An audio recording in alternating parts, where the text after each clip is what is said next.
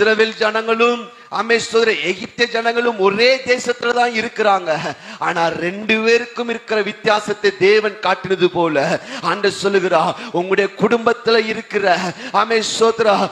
மற்றவர்களுக்கோ உங்களுக்கு நான் ஒரு வித்தியாசத்தை காட்டுவேன்.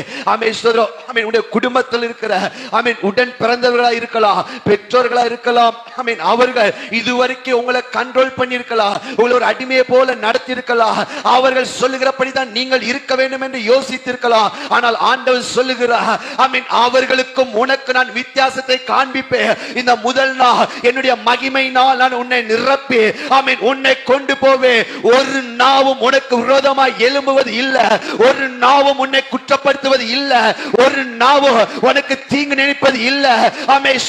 நான் மோசையோடு இருந்தது போல நான் உன்னோடு இருப்பேன். இன்று அவர்கள் கண்களுக்கு முன்பாக நான் உன்னை மேன்மைப்படுத்துவேன்.